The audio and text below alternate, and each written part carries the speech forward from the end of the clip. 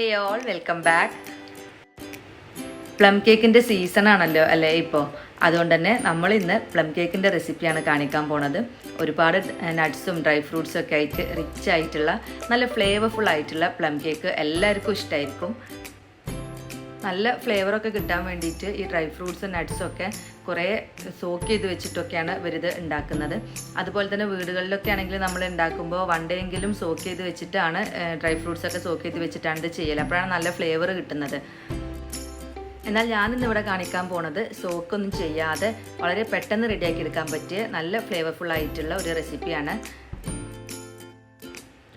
ഈ ഒരു റെസിപ്പിയിൽ ഞാൻ കേക്ക് ചെയ്ത് തുടങ്ങിയതിന് ശേഷം ഞാൻ ഇതുവരെ പിന്നെ പുറത്തുനിന്ന് പ്ലം കേക്ക് വാങ്ങിയിട്ടേ ഇല്ല കേട്ടോ. ശരിക്കും അതേ ഒരു ഫ്ലേവർ തന്നെ കിട്ടുന്നുണ്ട്. അപ്പോൾ എല്ലാവരും ഒന്ന് ട്രൈ ചെയ്ത് നോക്കുക. നമുക്ക് റെസിപ്പിയിലേക്ക് പോവാം.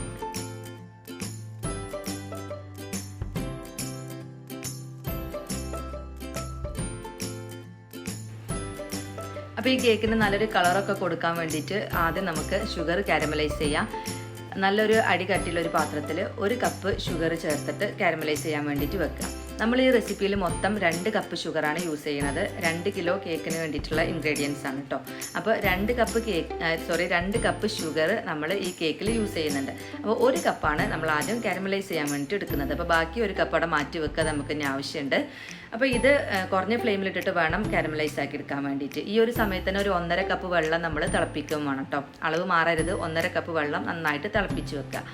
എന്നിട്ട് നമ്മൾ ഇത് ഷുഗർ നല്ല പാകത്തിന് ബ്രൗൺ കളറായി വന്ന ശേഷം ഇതിലേക്ക് ആ 1.5 കപ്പ് വെള്ളം ചേർത്ത് കൊടുക്കുക. തണുത്ത വെള്ളം ചേർക്കരുത് കേട്ടോ, നല്ല തിളച്ച വെള്ളം വേണം ചേർക്കാൻ. എന്നിട്ട് കുറച്ച് ചേർക്കുമ്പോൾ തന്നെ കണ്ടില്ല നല്ലോണം ആവിയൊക്കെ വരും. കുഴപ്പമൊന്നുമില്ല. നമുക്കൊരു 1/2 കപ്പ് ആദ്യം ചേർത്ത് കൊടുക്കുക. എന്നിട്ട് അത് നന്നായിട്ട് ഇളക്കി മിക്സ് ആക്കിയതിന് ശേഷം ബാക്കിയും കൂടി ഒഴിച്ചു കൊടുക്കുക. ഫസ്റ്റ് ചേർക്കുമ്പോഴേ ആ ഒരു പ്രശ്നം വരുള്ളൂ കേട്ടോ, ആ ഒരു ആവി വരലും ഇതൊക്കെ. പിന്നെ ബാക്കിയൊന്നും പ്രശ്നമൊന്നും വരില്ല. അങ്ങനെ ഫുള്ളായിട്ടും ചേർത്ത് ഇപ്പോൾ നല്ല കളറിലുള്ള സിറപ്പ് റെഡി ആയിട്ടുണ്ട്. നമുക്ക് ഫ്ലെയിം ഓഫ് ചെയ്തിട്ടിടാം. ഇപ്പോൾ കേക്കിന് വേണ്ട ഇൻഗ്രീഡിയൻസ് ഒക്കെ എടുത്ത് വെച്ചിട്ടുണ്ട്. എഗ്ഗും ബട്ടറൊക്കെ റൂം ടെമ്പറേച്ചറിലാവാൻ വേണ്ടി പുറത്ത് വെച്ചിരിക്കുക കേട്ടോ. ഇനി നമുക്കിതിലേക്ക് 2 പീസ് പട്ട, ഒരു 4 ഏലക്ക, പിന്നെ ഒരു 5 പീസ് ഗ്രാമ്പു, ഒരു വലിയ പീസ് ചുക്ക്, ഇത്രയും ചേർത്തിട്ട് ഒന്ന് പൊടിച്ച് വെക്കുകയും വേണം. ഇതിപ്പോൾ നമ്മൾ നേരത്തെ റെഡിയാക്കി വെച്ചിട്ടുള്ള ഷുഗർ സിറപ്പാണ്. അതിലേക്ക് 150 ഗ്രാം ബട്ടർ ചേർത്ത് കൊടുക്കുക. റൂം ടെമ്പറേച്ചറിലുള്ള ബട്ടറാണ് വേണ്ടത്. 150 ഗ്രാം. ഇനി ബട്ടർ ഇല്ലയെന്നുണ്ടെങ്കിൽ 150 മില്ലി ഓയിൽ ചേർത്ത് കൊടുത്താലും മതി. ഇനി അതിലേക്ക് മാറ്റി വെച്ചിട്ടുള്ള ബാക്കി 1 കപ്പ് പഞ്ചസാര ചേർത്ത് കൊടുക്കുക. ഇനി ഇതിലേക്ക് ഒരു ഓറഞ്ചിൻ്റെ ജസ്റ്റാണ്, അതിൻ്റെ വൈറ്റ് പാർട്ട് പെടാതെ ചുരണ്ടി എടുത്തിട്ടുള്ളതാണ് കേട്ടോ. ഒരു ഓറഞ്ചിൻ്റെ ഫുള്ളും എടുത്തിട്ടുണ്ട്. ഇനി ഇതല്ല നിങ്ങളടുത്ത് ഓറഞ്ചിൻ്റെ തൊലി പൊടിച്ചത് ഉണ്ടെന്നുണ്ടെങ്കിൽ അത് നമുക്കൊരു ടീസ്പൂൺ ചേർത്ത് കൊടുക്കാം.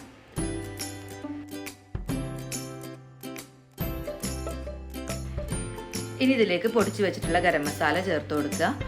ഇനിയിപ്പോൾ നമ്മൾക്ക് ഓൾറെഡി പൗഡറാക്കി വെച്ചതാണുള്ളത് എങ്കിൽ ഗ്രാമ്പു, പട്ട, ഏലക്ക ഇതിൻ്റെ മൂന്നും കൂടിയും ചേർത്തിട്ട് 1.5 ടീസ്പൂണും പിന്നെ 1 ടീസ്പൂൺ ചുക്കിൻ്റെ പൗഡറുമാണ് വേണ്ടത് കേട്ടോ. അങ്ങനെയും ചേർക്കാം. ഇനി ഇതിലേക്ക് നമുക്ക് 1 teaspoon baking soda, 2 teaspoon baking powder ചേർത്ത് കൊടുക്കണം. ഇത്രയും കഴിഞ്ഞാൽ നമ്മളുടെ ഡ്രൈ ഫ്രൂട്ട്സ് ചേർത്ത് കൊടുക്കാം.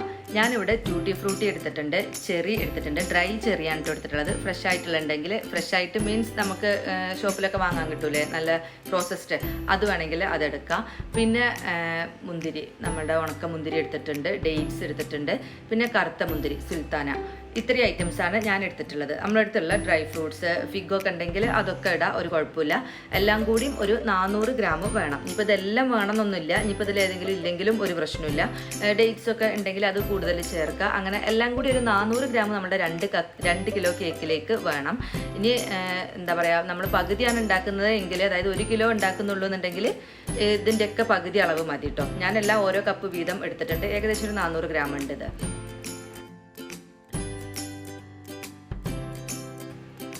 ഇനി ഇതിലേക്ക് ഒരു 1/4 കപ്പ് കാഷ്യൂ നട്ട് ചെറുതായിട്ട് കട്ട് ചെയ്തതും കൂടി ചേർക്കുന്നുണ്ട്. ആൽമണ്ട്, വേറെ നട്ട്സൊക്കെ ഉണ്ടെങ്കിൽ അതൊക്കെ ചേർത്ത് കൊടുക്കാം. ഇനി നന്നായിട്ടൊന്ന് മിക്സ് ചെയ്തിട്ടെടുക്കുക. ഈ ഡ്രൈ ഫ്രൂട്ട്സ് ഒന്നും സോക്ക് ചെയ്തതല്ല കേട്ടോ, നമ്മൾ വെറുതെ കഴുകിയിട്ട് പീസാക്കി കട്ട് ചെയ്ത് വെച്ചിരിക്കുകയാണ്. ഡേറ്റ്സ് ഒക്കെ ബാക്കിയൊക്കെ അങ്ങനെ തന്നെ കഴുകി വെച്ചതാണ്. എന്നിട്ട് ഇതിലേക്ക് ചേർത്ത് കൊടുത്തിട്ടുള്ളത്. ഇനി ഈ ഒരു കൂട്ട് നമ്മൾ സ്റ്റവിൽ വെച്ചിട്ടൊന്ന് തിളപ്പിച്ചെടുക്കണം. ഒരു മീഡിയം ഫ്ലെയിമിലിട്ടിട്ട് നന്നായിട്ട് തിളപ്പിച്ചെടുക്കുക. കുറച്ച് വലിയൊരു പാത്രത്തിൽ വെച്ചാൽ നല്ലതായിരിക്കും കേട്ടോ. എൻ്റെ ഈ ഒരു പാത്രം തന്നെ തിളച്ച് വന്നപ്പോഴത്തേക്ക് ഫുള്ളായിരുന്നു, പുറത്ത് പോയില്ല എന്നുള്ളൂ. അപ്പോൾ അതുകൊണ്ട് കുറച്ചൊരു വലിയ പാത്രത്തിൽ വെച്ചിട്ട് തിളപ്പിക്കുക. നല്ലോണം തിളച്ച് വരുമ്പോൾ ഫ്ലെയിം ഓഫ് ചെയ്യുക. ഇത്ര മതി. തിളപ്പിച്ച് വറ്റിക്കാനൊന്നും പാടില്ല കേട്ടോ. നല്ലോണം തിളച്ച് വന്നാൽ മാത്രം മതി. നല്ലൊരു സ്മെല്ല് വരും കേട്ടോ. അതിങ്ങനെ തിളച്ച് വരുമ്പോൾ ഈ ഫ്രൂട്ട്സിൻ്റെ ഒക്കെ ജ്യൂസൊക്കെ കൂടിയും ഇതിൽ റിലീസായിട്ട് എല്ലാം കൂടി മിക്സ് ചെയ്ത് നല്ലൊരു സ്മെല്ലാണ് വരിക. ഇതാണ് നമ്മുടെ കേക്കിൻ്റെ ഒരു മെയിൻ പാർട്ട് എന്ന് പറയുന്നത്. നമുക്ക് ഫ്ലെയിം ഓഫ് ചെയ്യാം.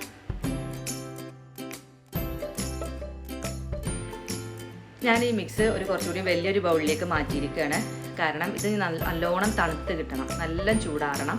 അപ്പോൾ അതുകൊണ്ട് തന്നെ കുറച്ച് വലിയൊരു പാത്രത്തിൽ ഒഴിച്ച് വെച്ച് കഴിഞ്ഞാൽ പെട്ടെന്ന് തന്നെ ചൂടാറി കിട്ടും. അത് മാത്രമല്ല നമുക്കിനി മൈദയൊക്കെ ഇതിലിട്ടാണ് ഇനി മിക്സ് ചെയ്യാനുള്ളത്. അപ്പോൾ എല്ലാത്തിനും സൗകര്യത്തിന് വേണ്ടി കുറച്ച് വലിയൊരു ബൗളിലേക്ക് ഞാൻ ഈ മിക്സ് മാറ്റിയിരിക്കുകയാണ്.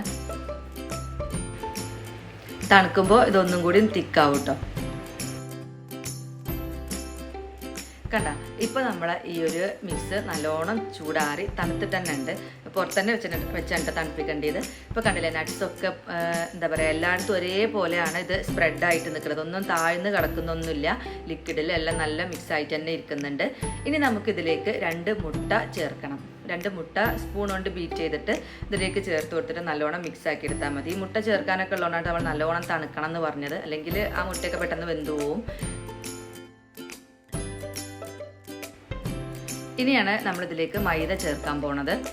ഒരു 1/4 ടീസ്പൂൺ ഉപ്പും കൂടിയും ചേർക്കണം കേട്ടോ. ഞാൻ പറയാൻ മറന്നുപോയതാണ്. ഒരു 1/4 ടീസ്പൂൺ ഉപ്പും കൂടിയും ചേർത്ത് കൊടുക്കുക. എന്നിട്ട് മൈദ ചേർക്കുക. മൈദ 2.5 കപ്പ് മൈദയാണ് ചേർക്കുന്നത്. അപ്പോൾ നമ്മൾ 1/2 കപ്പ് വീതം 5 പോർഷനായിട്ടാണ് ചേർക്കുന്നത്. അപ്പോൾ ഒരു 1/2 കപ്പ് ചേർത്ത് കൊടുക്കുക. എന്നിട്ട് ഇങ്ങനെ ഫോൾഡ് ചെയ്തിട്ട് എടുക്കുക. പിന്നെ ഒരു 1/2 കപ്പ് അങ്ങനെയാണ് കേട്ടോ, ഫുള്ളായിട്ടും തീരുന്നത് വരെ ചേർത്ത് കൊടുക്കുക. ഇപ്പോൾ കണ്ട നമ്മുടെ ഫുള്ള് മിക്സിങ്ങും കഴിഞ്ഞു. നല്ല കറക്റ്റായിട്ട് മിക്സ് ആയിട്ടുണ്ട്. നട്ട്സൊക്കെ കണ്ടില്ലേ, നല്ല ഈവനായിട്ട് സ്പ്രെഡായിട്ട് കിടക്കുന്നുണ്ട്. ഞാനിത് 2 പാത്രത്തിലാണ് ബേക്ക് ചെയ്യുന്നത്. 2 ടിന്നിൽ, ഒരു ചതുരത്തിലുള്ളതും ഒരു റൗണ്ടിലുള്ളതുമാണ് എടുത്തിട്ടുള്ളത്. ഓരോ കിലോ വീതം 2 എണ്ണത്തിലാക്കിയിട്ടാണ് ബേക്ക് ചെയ്യാൻ പോണത്. അപ്പോൾ ഇതിൻ്റെ കൂട്ടിൻ്റെ പകുതി ഒരു പാനിലേക്ക് ഒഴിച്ചു കൊടുക്കുക, പകുതി മറ്റേ പാനിലേക്ക് ഒഴിച്ചു കൊടുക്കുക. നല്ല തിക്കായിട്ടുള്ള ബാറ്ററാണ് ഉണ്ടാവുക. ഇനി നല്ല തിക്കാണെന്ന് തോന്നുകയാണെന്നുണ്ടെങ്കിൽ ഒരു 1/4 കപ്പ് ചൂടുവെള്ളം ചേർത്തിട്ട് ഒന്ന് മിക്സ് ആക്കി കൊടുക്കുക കേട്ടോ. നല്ല തിളച്ച വെള്ളമല്ല, ചൂടുവെള്ളം. എന്നിട്ട് നമുക്ക് ഇതിൻ്റെ ഈ മിക്സ് നമ്മൾ സ്പാച്ചിൽ വെച്ചിട്ട് നല്ലോണം ഒന്ന് സ്പ്രെഡ് ചെയ്ത് കൊടുക്കണേ. അല്ലാന്നുണ്ടെങ്കിൽ കേക്ക് ബേക്കായി വരുമ്പോൾ ചില ഭാഗത്ത് ഇങ്ങനെ എന്താ പറയുക, തിക്കായിട്ട് അങ്ങനെ ഉണ്ടാവും. അപ്പോൾ എല്ലാവർക്കും ഒരേപോലെ കിട്ടണം എന്നുണ്ടെങ്കിൽ ഒരേപോലെ നല്ലോണം ആക്കി കൊടുത്തതിന് ശേഷം ഒന്ന് തട്ടി കൊടുക്കുക.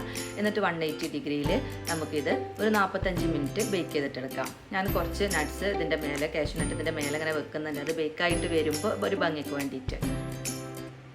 ഇത് നമുക്ക് സ്റ്റൗവിലും ചെയ്യാം കേട്ടോ. ഇപ്പോൾ നമ്മളെ കേക്ക് നല്ല പാകത്തിന് ബേക്കായി കിട്ടിയിട്ടുണ്ട്. എനിക്കൊരു 50 മിനിറ്റ് എടുത്തിട്ടുണ്ട് കേട്ടോ ബേക്കാവാൻ.